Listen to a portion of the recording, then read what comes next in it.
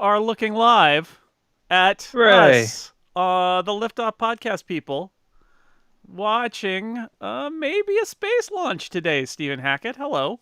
Hey, Jason Snell, how are you? I'm great and excited that we might.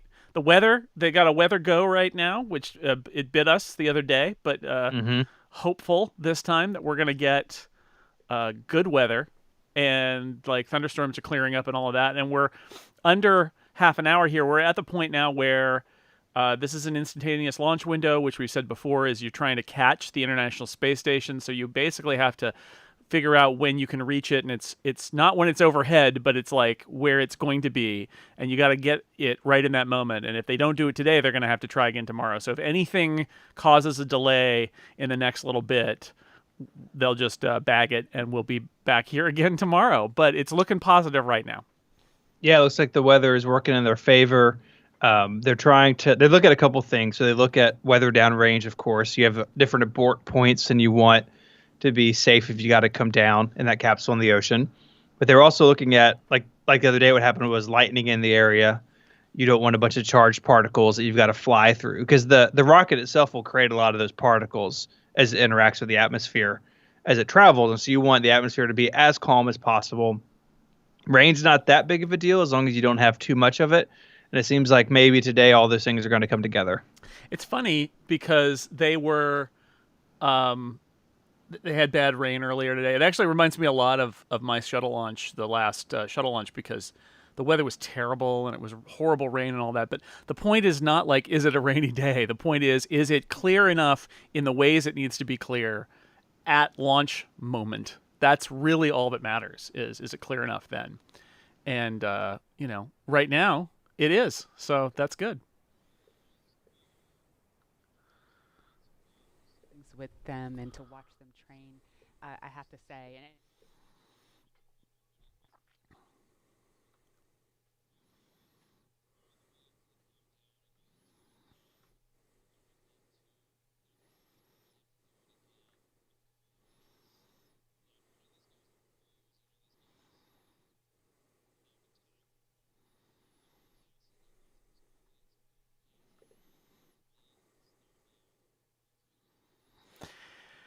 Yeah, they said, in fact, at one point that because it looked like the weather was better tomorrow than today, and that if it started to look like it was going to be really bad at this point, um, they would just not even go through this process today because it is wearing on the astronauts.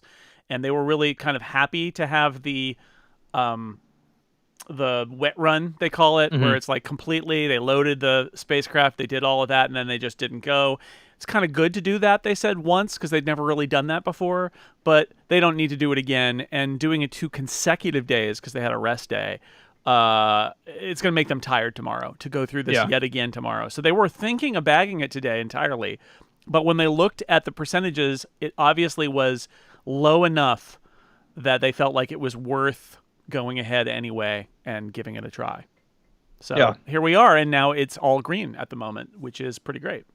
So green. On the NASA live stream, they're showing mission control, and it's so funny to me how different it looks than like the Apollo era, but in the same kind of vein, it's How is that guy at mission control when I also am at mission control? See, here's the same little thing. I'm in the viewing area, and also it's fake. But yeah, this is my picture. This is from us. This is from us going to mission control in Houston, which is not a really big part of this mission until we're so used to mission control being the center of things, and the fact is that the ISS stuff is all done from Houston, but the launch control is obviously in Florida, and the Crew Dragon, all of that is in Hawthorne, which is in California. It's actually right by. Those of you who always hear about Hawthorne, California, it's right by LAX, so it's in a very intense aerospace part of Los Angeles, is where SpaceX headquarters is, and that's where they're doing the communication that from the ground when they launch. So it'll be launch control handing off to Hawthorne instead of Houston, which is interesting. People who want their city to host a space launch get an H in your name at the beginning, and maybe you can talk to a spacecraft too when it's launching. And then they'll watch it all from Houston because they're viewing it from the ISS perspective. So it's interesting in the webcast that we're all watching. Um, they've got people in Houston, and the people in Houston are like, "It's great," and then they're back to Hawthorne or back to the Cape because that's really where all the action is today. Yeah. Oh, Matthew is mentioning in the chat something that I mentioned on Thursday that I'll mention again, which is on Thursday they were going to get like a 14-hour ride to the space station. I think it's like 20 hours or 25 hours if they launch tonight. And if they launch tomorrow, it's going to take them like days to do it because of just the timing of it. So getting into space is key. But like in terms of the boredom or time spent waiting to dock to the International Space Station, like it's going to be a while. And if they have to go tomorrow, it's going to be even longer. So we don't, we want it to go today. Give their go, close their visors, and get ready for.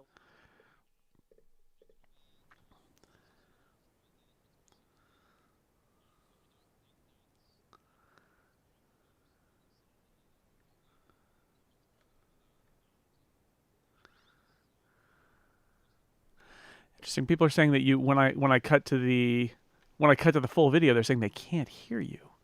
Yeah, I've gotten that from a couple people. Somebody needs to tell me because I can fix it. And in fact, I have fixed it. So okay, so that should be better now.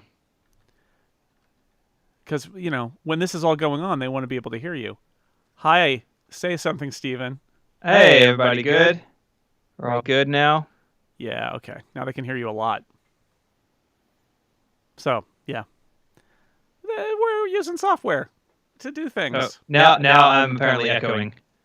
No, I think you're now. How about now? How about now? Is it echoing now? Oh, that was really confusing. I don't know what's going on. I think you're okay now. Okay. Well, the chat room will tell us. Yeah. Weird. Yep. These are all different tools than we normally use. Yeah, this is an experiment for both of us. Oh, look at that. Okay, I think I solved it. See, we're doing it live. With 17 minutes to go before launch, we're just mixing audio, and it's fun. Yeah, it's fun. How cool does that crew access tower look? We haven't talked about that yet. It's super cool looking. Yeah. The gantry, right? Like, there's certain things that what I read was, there's a government kind of approach to it, which is admirable, which is like utilitarian, spend the least amount possible. But SpaceX is like, no, I want it to look cool. Elon Musk, I want it to look cool. I want the capsule to look cool. I want the gantry to look cool. I want the spacesuits to look cool. I just want it to look cool. The tower doesn't have to be black and white to match everything, but that's how they roll. Yeah. I mean, from a design perspective, I think that's great. I think it's great. Like, in the end, it has to be functional. My understanding is that they designed the spacesuits, and then they had to get somebody to figure out how to build them so that they were actually functional spacesuits. Because they started with a design. It literally was designed by somebody who designs costumes for science fiction movies. If it looks like a science fiction movie prop, that is because it started that way, and then it turned into a real thing. So it's very exciting. Picture in picture in picture. I'm writing the volume here, so I'm not having you hear us while other people are talking, because that would be really annoying, I think. Even if it is Gwyn, poor Gwyn Shotwell, who has to be the one to bring reason to Elon Musk's madness. Toughest job in space flight, everybody. You think it's Bridenstine? No, it's Gwyn Shotwell. She gets it done, no doubt. That's very, everybody I follow on Twitter who's a space journalist was pretty blasé about today. They figured it just wasn't going to happen. And then they had that weather go call, and everybody got really nervous all of a sudden. They're like, oh, no, it might actually happen. Stage 2 locks is on the DPs, and flow rate tracking nominally. All right, that's the call. I've actually got the mission control audio piped in right now, and that's their loading. You can see the liquid oxygen, because you can see the cold and the condensation happening on the outside as they do the liquid oxygen load. Yep. Yeah. Some people see that and they think, oh my gosh, it's a leak or something. That's completely normal. You're pumping in super chilled fuel in a very hot and humid part of the world. and it boils off around the edges. Yeah. And it's designed to vent safely. It's all normal. That's right. Sometimes when they SpaceX or others launch from the West Coast, it can be very foggy and it's kind of hard to see what's going on. But usually in Florida, if it's clear, you really get a good picture of all these little steps that have to take place in the right order. Yeah, if they launch a rocket in the fog at Vandenberg, does anybody even know? Yeah, it's like there was some sound. Yeah. I think it was The Verge. I think Lauren Grush went to film a video at Vandenberg, and it was super foggy. It's like the video was like a point of light moving up. Yeah, a through yellow darkness. blob, and Yeah. then some It's like, well, noise. there it goes. Mm-hmm. Yeah. Yeah. It's Have you gone to Vandenberg? I have not. I would love to do that sometime. Once people are allowed out of their homes and all of that again, I would love to go to see a launch at Vandenberg. I think that would be a lot of fun.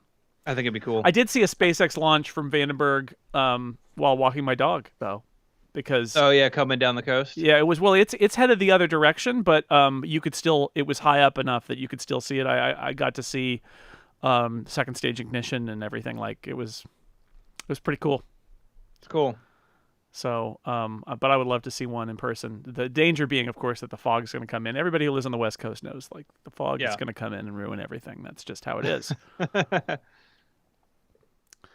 When we keep it, We're getting closer here. We are. It's very nice. The instantaneous launch window we already talked about. They got to launch at. They can't wait a minute. Like it's going to go or it's not going to go. So that's exciting. Yeah. The what else should we talk about? I mean, we've been here before. They're going to the International Space Station. They're going to stay a while. We should say that. Originally, it was going to be like a 2-day trip, but the ISS is actually kind of lightly staffed right now. There's only 3 people up there, and only one is an American, and so they want these 2 American astronauts to basically pitch in with duties on there and be there for an undetermined amount of time, a couple months probably. Meanwhile, they're going to be planning, assuming all this goes well, they're going to be planning the first official, this is a test flight, official SpaceX mission to the ISS, which will have 4 astronauts on that would come later in the summer if all goes well here. But they want these guys up there. So they actually put them through extra training about 8 months ago, where they had this moment where obviously NASA is planning far ahead and looking at the ISS schedule, and had this moment where they realized we could really use some more help up there. And so these guys who've been training on Crew Dragon for all this time suddenly had to do a bunch of ISS crewing stuff, which fortunately they're space shuttle veterans. One of them did spacewalks. One of them did the robot arm, the Canadarm. And so they basically boned up on those things so that one of them can do some spacewalks while they're up there, and then the other one can do some remote arm manipulation stuff. But they had to go back to school basically for their extra 2 or 3 months on the job. Yeah, both of these astronauts have long careers, successful careers. Their spouses are involved in NASA as well. If you think about astronaut draft, which we keep talking about and never get around to doing, these 2 guys are going to be towards the top of the list, I think, after today. It's a big deal that being shuttle astronauts and then getting the honor of doing this. We go back to my maybe number 1 astronaut, John Young. John Young was I think a pretty easy choice to do the first shuttle mission because of his astronaut background. We got a little nervous. It's not even nervous maybe, but we got a little keeping the fingers loose there off in the background. Just doing a little of this. Just keeping it loose for the touch screen. You never know. Yeah, so there's 2 astronauts aboard today. You said a future mission will have 4. Crew Dragon can hold 7 astronauts. Is that correct? 6 or 7? Right. But so NASA only wants 4 on their missions. Yeah. They sort of say we're going to cut it at 4, but they could, to other destinations or just to orbit, they could carry as many as 7 people. I think that also there may also be a. I wonder what the contingency is. I don't know, but I think maybe having a Crew Dragon docked at the ISS, where you know that in an emergency you could evacuate and carry 7 Yeah. people, is also part of it because it allows them to increase the capacity of the International Space Station. Right. Because you talked about how their mission changed about 6 or 7 months ago, where they added this training. The space station calendar is something that NASA and other agencies work on way ahead of time, and that is always a factor. You have to have spacecraft there to abandon the space station if something happens, and these spacecraft can't hang out in orbit forever, right? They have to come back at a certain point. Soyuz capsule has a lifespan on orbit, and the Crew Dragon will too, and so that is part of this, is your launch cadence has to balance how many people you have there, how you can get home. It's a really complicated deal to make all that work out. That's why 2015 was such a wild year. That was the SpaceX launch I saw, that uncrewed Dragon taking material to the space station, how that vehicle was lost after launch, and that there was like a chain of several incidents in 2015, and people were like, oh, the space station's not going to have enough food, they're not going to have enough supplies. All that's worked out way in advance. They build failure tolerance into their scheduling and planning.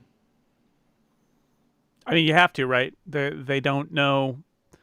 You never know if you're gonna miss something. I mean, there still always is the final outcome, which is that you can just leave.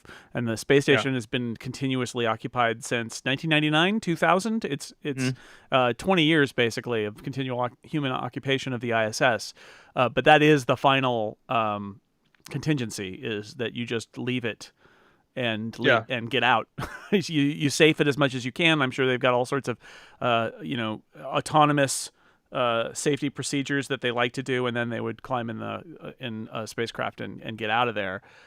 But having the capacity at 7, it does allow for more people at the ISS, even if NASA's only going to ever launch with 4.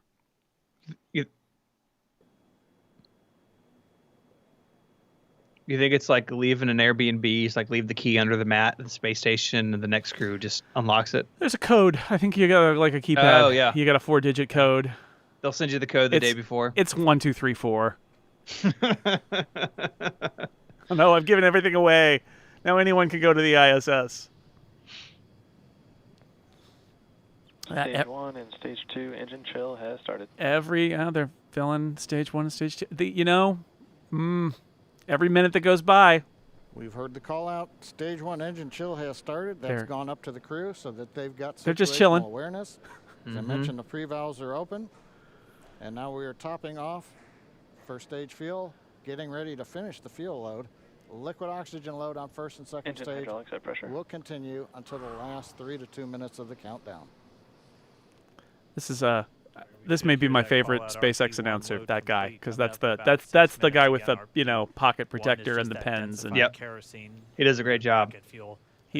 I like how they've really leaned into using him as the nerdy space details guy, because that's perfect for him. That's perfect for him. We've watched a lot of these SpaceX launches, haven't we, Steven? Fuel is closed out. A lot. This one's a little different, but because there's guys in there. There was mannequins in there the last right on time. That call out most of the times if I watch them with my kids, like, oh, are there people on board? And finally this one I said, yes, there are. Although the live stream we did was for Falcon Heavy, right? That was the live stream. Yeah, we did that live stream. Is continuing on both stages. What a show that was. See on the view that on was the a left show. side of the monitor. Yeah, it's true. I'm getting Kate in the Relay Discord saying, getting more and more nervous. Yeah, that is the space launch thing, isn't it? That clock just keeps ticking down, and the tension keeps ratcheting up. It looks like at this moment we're a little more than 90% full on the oxidizer on the first stage, ticking up towards that 80% mark. So they're talking about stages. For those who may not be familiar, the Falcon 9, a lot of other rockets are multi-stage vehicles. So the lower part is when you see that footage of them landing on the barge or on ground. That's just the lower stage. Right, up to the black part. That's stage Vehicle 1. Tanks pressing. Yep. Stage 2 has its own engine in it, its own fuel, and that's what they use once they're out of the atmosphere. That's what they'll burn to get to the orbit they need to be in to catch the space station.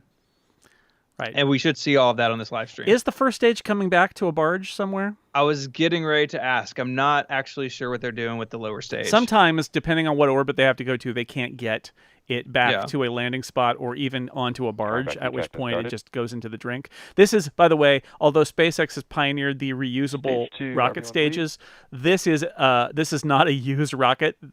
Human spaceflight gets the new rockets. But if they do recover this, they would presumably then prep it and use it again Stage for 1 a satellite launch later. Mm-hmm. And they, Jim in the YouTube says they are landing stage 1 in the YouTube Okay. chat. So we may get to see that. Although oftentimes what happens is the shaking of the rocket knocks the satellite connection out, and so you don't actually get to see the landing.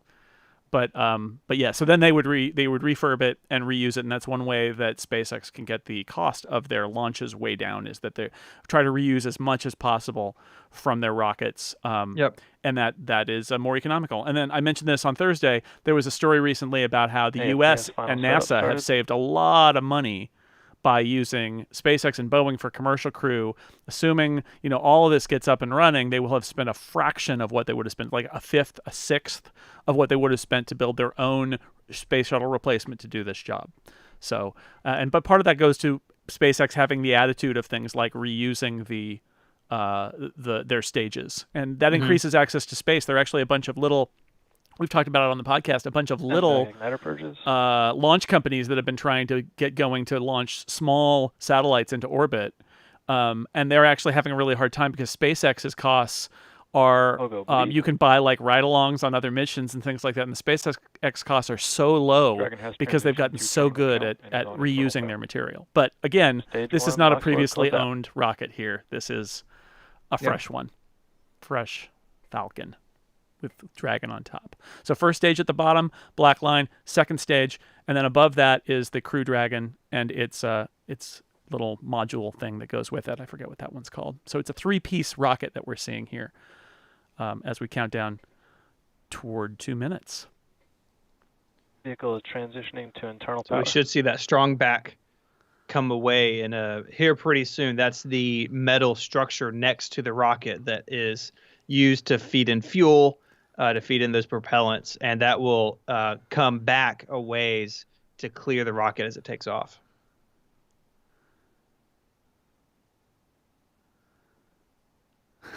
Okay. The water is going. Yep. The water You got to flow. dampen all that heat, all that. Yeah, the heat and the Luckily, noise. closed out There's without actually going like the asleep. vibrations of the rocket are brutal, and this has been the case since the Saturn V days. Or since the shuttle days. They flood the basin underneath the launch pad with water to cushion from the sound and from the heat to cushion the whole thing, which is it's one of these really kind of unreal things that you don't even expect, but it's the truth of it. That Someone put that one camera on the wrong, and like right in the way. It was like I don't know. windshield washers going by. that's kind of cool. I All like it. right. 90 seconds.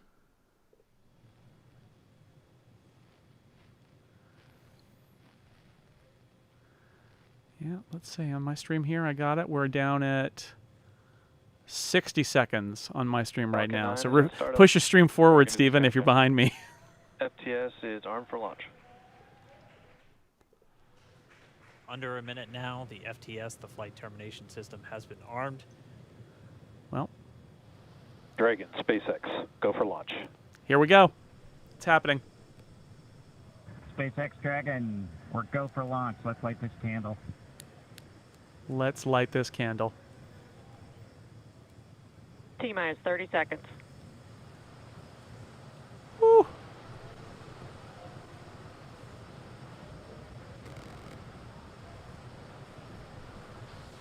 All right, here we go. Here we Stage go. 1 tanks pressing No for flight. pressure. Just a T-minus 15 spaceship. seconds. Just flying into space.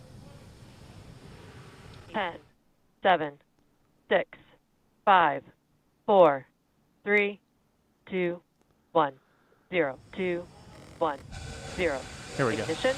There Liftoff we go. of the Falcon 9 and Crew Dragon. Go NASA. Go SpaceX. Go, guys. Godspeed, Bob and Doug. America has launched. One Alpha. so rises a new era of American spaceflight, Stage 1 and propulsion with is the looking ambitions good. of a new generation continuing the dream. 20 seconds into flight, stage 1 propulsion is nominal. Continuing the dream is a reference to what they said in STS-135, where that on the shoulders of the People space are 30 shuttle, seconds into they this would historic continue the mission. dream. And so Flying they're picking crew up that on board reference for Dragon this and first Falcon 9, and look at them go. return to spaceflight from Falcon the power U.S. telemetry nominal. M1D throttle down. We're throttling down to get ready for the period of maximum dynamic pressure. Max Q. They actually have We're in the throttle bucket. they actually slow down the rocket's propulsion when the atmosphere is thick here, Reports close to say the all Earth. systems are And go. as it thins, then they ramp it back up and throttle it back up. Vehicle is supersonic. Yeah, just like that, they're We've supersonic. exceeded Mach 1 on the Falcon 9. So they're going to bring that M1D power back throttle up up. now. We're throttling Q. back up to full power as we're through Bravo. max Q. Copy, 1 Bravo. And you know, it feels just like every other SpaceX launch, except We for heard that one one Bravo call out. big That's just the difference. second abort zone that they're in. They'll continue to be on this until the first stage is those done guys. its There's job those and guys are switch in over there. To the second. At this point, Bob and Doug pulling about 2.3 Gs, 2.3 times the Earth's gravity, already moving at over engine chill. 1,500 miles per hour. We've heard the call out for MVAC engine chill. That's getting the MVAC engine ready to light. That'll come at about 2:44 into flight. Right now, everything continuing to look good. Right, the MVAC is Next the major it's the event Merlin vacuum Coming engine, up is going to be the triple, which is in the We'll have second main engine stage. cutoff It doesn't of the need to 9 fire first down stage in the low engines, atmosphere. Stage separation. So they'll separate the then stages and then ignition fire of the second stage stage. engine to continue to carry astronauts into orbit. Coming up in about 20 seconds. M1D throttle down. So we'll be coming up on engine cutoff here in a second. Yeah, and then the You first heard we're stage will have throttling burned down the all of Merlin its engines propulsion on in the this first stage. small amount of time, in less than 3 minutes, to get it to where it is now, which is supersonic and going towards space. And then the second And we stage have has to do the Miko. rest of the job. Nico. 2 Alpha. That's it. First stage has done its job. It's going to separate. Copy, 2 Alpha. It's going to fire and get away from MVAC its ignition. buddy and go back home. And the Merlin vacuum engine fires to take them Yep, the rest of the you'll way. see it. We You'll have see stage it kind of heat up separation there. confirmed, the first stage beginning its flight back. The second stage being powered by that single Merlin 1D vacuum engine has ignited and is now Acquisition of signal carrying loss. Bob and Doug into orbit. So they're going to continue under the power of this second stage, Oh, looking Propulsion good. is nominal. which will cut off at SECO, or second engine cut off, at about 8 minutes and 44 seconds into today's flight. So a little over 5 minutes to go still on this second stage. You heard the call out to Alpha, so they're now in the longest abort zone that carries them all the way from about North Carolina up the eastern seaboard almost to Canada. Right, they have multiple Things looking abort good, though. zones all the Getting way to good the coast of call-outs, Ireland, nominal actually, propulsion on that second stage. in case there are any issues with the Bob second Doug stage. continuing to make But their they're way into doing orbit. pretty great here, and loving that we're getting some live views of them in the That's capsule really cool. too. That's great. Remember that moment where they started putting live views on the Dragon space SpaceX shuttle? nominal It was trajectory. kind of unbelievable to see the space shuttle separate from the external Acquisition of tank. signal in Bermuda. Mm-hmm. SpaceX Love it. Dragon nominal trajectory. All right, here in nominal trajectory, so Dragon pointed in the right direction, continuing to make their flight uphill. Heard acquisition of signal Bermuda. That's one of the other ground stations that they're using to get telemetry and data back from this spacecraft. It's amazing. Propulsion is Not still 9 nominal. years. What a day. Okay, I'm gonna make the obligatory joke now, Steven. Bob and Doug took off, eh? There, that's it. That's all I got. Just gonna let it go. Thanks. I'm here for you. Yeah, this is really nice. This is all great. They're gonna be in there. What is it? 20 some hours. Like once it's gonna Little be a over 4 while minutes, to catch 40 up to the seconds into ISS. flight. Bob and Doug flying at more than 5,600 miles Dragon per hour. SpaceX nominal trajectory. Already almost 200 miles. So we get a view of downrange that from the first stage. Kennedy It's going to Space come Center. back down. Nominal Can trajectory. try to land it. You Yeah, see yeah. those grid The fins grid there. fins. It's what it uses to help maneuver through the atmosphere. And we will probably see some jets along the side as it tries to get oriented, and then they'll do a burn to slow it down before those legs come out. And while they continue uphill, It's looks very like we are getting a strange. view The of right side of first the stage screen as feels well. very much like any other SpaceX I launch. know, right? And the left side feels like something entirely new. I mean, that is, even though human spaceflight has totally different ratings. I mean, the fact is the Falcon 9 is rated for human spaceflight, but we see it launch all the time. Right. And that means that it has been tested a lot in real, and it's so good that they can reuse it and fire it again and again and again, and it still Multiple works times. great. So that's good. It's got to feel good, I would think. This is not, although this is the first human spaceflight SpaceX has done, it is. I would be really confident in SpaceX just because of the fact that I've seen them launch so much, so consistently over time. Well, think about the contrast with the Young and Crippen flight STS-1, right? A spacecraft that couldn't fly without humans on board, made of a bunch of components that have been tested individually but never together. Right. I mean, no doubt any human spaceflight is risky, but this versus the shuttle, I would take this any day. Yeah, I agree. The space shuttle, absolutely the riskiest space flight ever. Seconds into flight, so a little over 2 minutes from now, we'll hear the call out SECO. It'll then be a little Stage 2 under, propulsion is still good. A little over 3 minutes until Dragon physically separates Yeah, from the second you would never. stage So of the from these Falcon shots, 9. it looks like literally every other SpaceX launch. Yeah, just taking some satellites. That's right. Dragon copies, nominal trajectory. Wait a second, who said that? Wait, oh, yeah. that was a guy who's in the spaceship. What? Trajectory. Just about 10 seconds away from that first stage, starting that entry burn on your right screen. We should be able to see that view live. Now, if you're curious, there is a second company. Boeing is also working on a commercial crew vehicle, and they were kind of neck and neck for a while.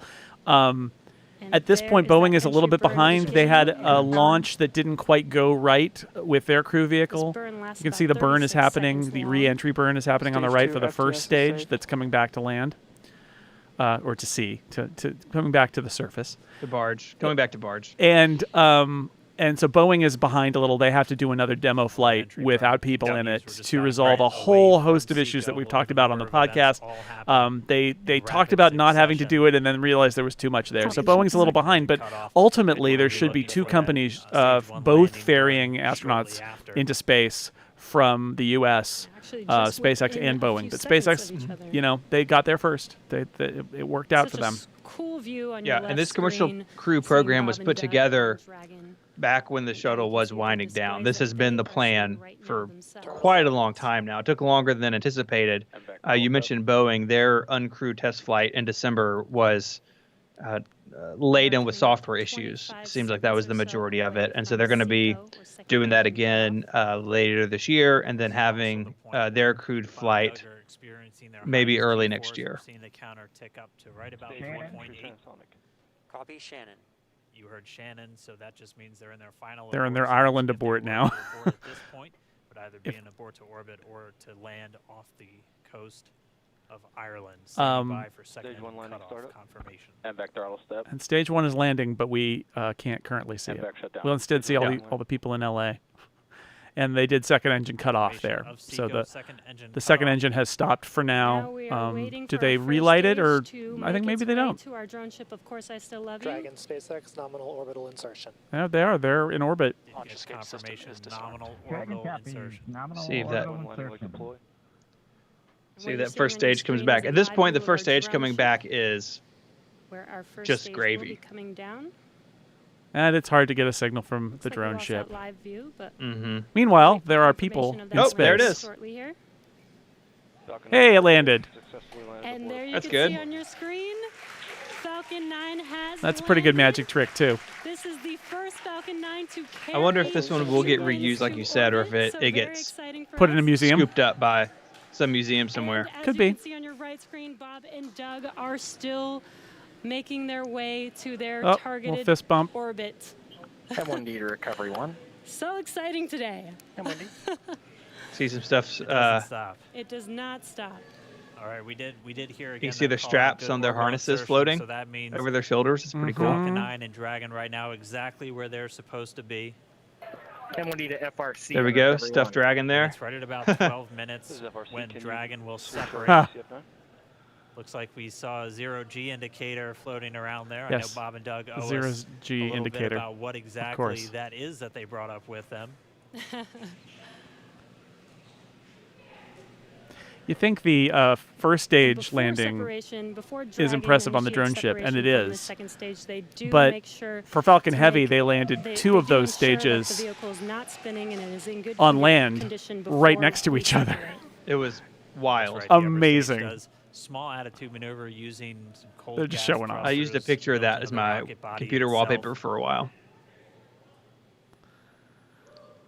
Exactly. So we All do right, so expect they're that going to separation separate to occur from in that about a minute from now, but that second stage. So they're not going to need they that do Merlin wait vacuum until engine they have full anymore. confirmation That it will is ready not to separate. land on a barge ship. It'll get eaten up in the atmosphere. Yep.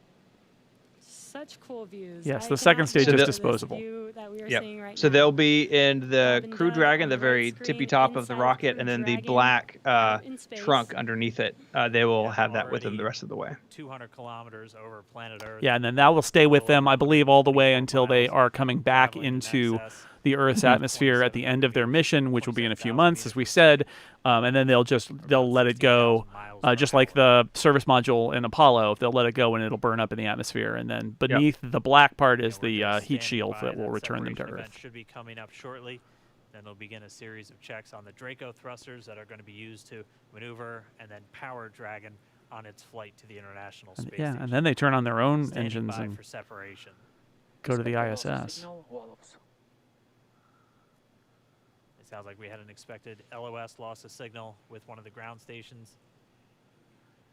Yeah, people Waiting don't. for confirmation. Oh, now. there it is. Dragon separation confirmed. Dragon separation confirmed. There is a great view right in front of you Countdown of 1 is Dragon emerged. separating, Separation confirmed. and there's that call out. Fantastic. Dragon is now officially Amazing. making its way to the International Space Station today.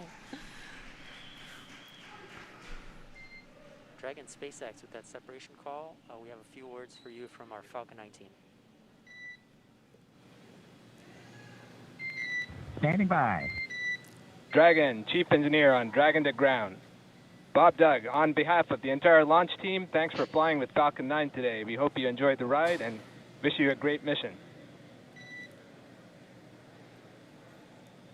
Thanks, Bala. Congratulations to you and the F9 team for the first human ride for Falcon 9, and it was incredible. Appreciate all the hard work, and thanks for the great ride to space. Rocket engineers Copy all. having a proud day. Proud of you guys and Absolutely. the rest of the team. Thank you so much for what you've done for us today, putting America back into low Earth orbit from the Florida coast. Copy all. Good luck. All right, Steven.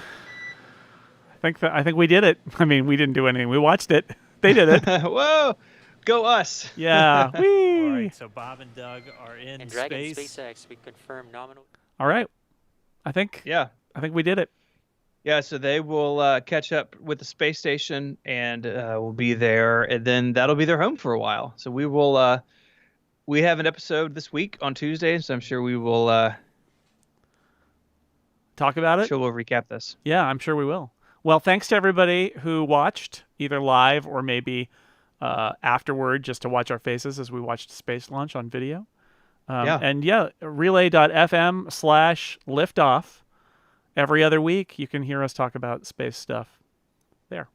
Sounds good. And you don't have to see us. You just hear us. It's better that way, probably. All right. Thank you, YouTube. Thank you, live stream. Thank you, Steven. Bye. Bye, Jason.